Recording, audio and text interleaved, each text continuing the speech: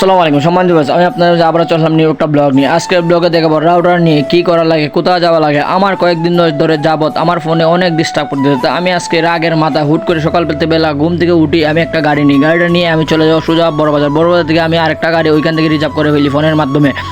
তা আমি আজকে চলে যাব হুট করে খেললে কি ভাই আমার ফোনটা অনেক ডিস্টার্ব করতেছে। আর আমি রাউটারটা যদি ঠিক না করে তাহলে আমি অনেক চালাতে অনেক কষ্ট করতেছি। তা আমি দ্বিধাবোধ করতে আমার ভালো লাগে না। সকালবেলা না খেয়ে আমি এখন চলে যাব ডাইরেক্ট রাউটার অফিসে যাওয়ার ক্ষেত্রে আরও কাজ আমি একটা সাথে করে নিয়ে নিই, কারণ বিদ্যুৎ অফিসে যেতে হবে।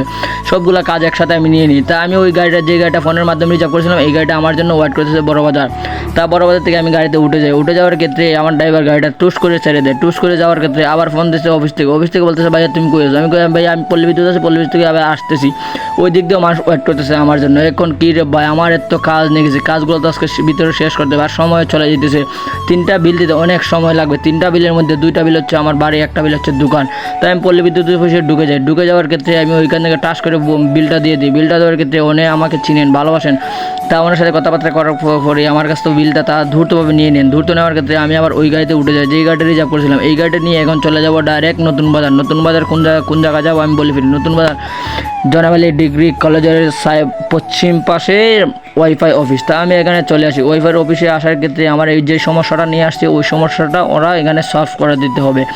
কারণ এখান থেকে সলভ করে দেওয়ার ক্ষেত্রে আমি এখান থেকে আবার চলে যাব সোজা বড়বাজার যাওয়ার ক্ষেত্রে এখানে উদ্দেশ্য হলো কি, রাজ আমাকে নক করেছে, আমার বন্ধু একটা ওইখানে জব করে। তা উনি জব করার ক্ষেত্রে নক করে যেহেতু করেছে তা ওইখানে তো কিছু সময় দেওয়া লাগবে। তা আমি রাস্তার মধ্যে এখানে একটা সাগর দিয়ে ফুপ একটা বিক্ষোভ পাই, 3 ভাঙা ফ্যানের মধ্যে দিয়ে বই রয়েছে। তারে জিজ্ঞাসলাম সকালবেলা উঠটা কি কিছু খাওয়া দাওয়া করছো? কয় না কিচ্ছু খাই না। আমি কিন্তু কিচ্ছু খাইবা? হ্যাঁ খাবো।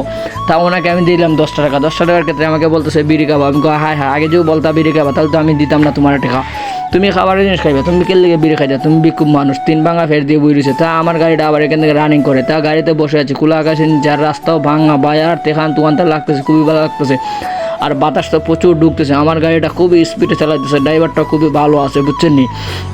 তা গাড়িটা চাওয়ার ক্ষেত্রে আমি পেছন দিকে বিয়া দেখলে বাদে কী করার নাই, এখানে তো আমার কোনো দাওয়াত করে না। তা আমি বিয়ে দেখে কী করবো। তা আমি আমার যেই কাজ নিয়ে চলে আসলাম সেই কাজ আমি শেষ করে এখন আমি চলে যাব বড়বাজার। এখানে আমি ঢুকে গেছি। বড়বাজার ঢুকার ক্ষেত্রে হায়রে এত জাম, এই জামের মধ্যে এত ভালো লাগেনি, তো কিচ্ছু করার নাই। তা এদিক দিয়ে যাওয়ার ক্ষেত্রেই সব কিছু সলভ করার পরে এদিক দিয়ে আমি ঢুকে যাওয়ার ক্ষেত্রে এখন গাড়ি থেকে নামার সময় হয়ে গেছে। কারণ আমি এদিক দিয়ে নিচে এখান থেকে নেমে হাঁটতে যেতে হবে বন্ধু রাজের কাছে। তা বন্ধু রাজের কাছে এখন আমি রওনা দিলাম, এখন চলে যাবো বন্ধু রাজের কাছে। তা আমি ভিডিও করতে শ্যুট নিতে চলে যেতেছি বন্ধু রাজের কাছে যাই। আমি তার ক্যামেরা দিক দিয়ে ধরে তা ওই দিক দিয়ে খুবই মনোযোগ দিয়ে ওষুধ বেচাকিনি করতেছে আর মানুষ ওষুধ বুঝিয়ে দিতেছে। তা বড়বাজার চলে আসুন যারা ওষুধ নিতে পারবেন, আমার বন্ধু রাজের দোকানে চলে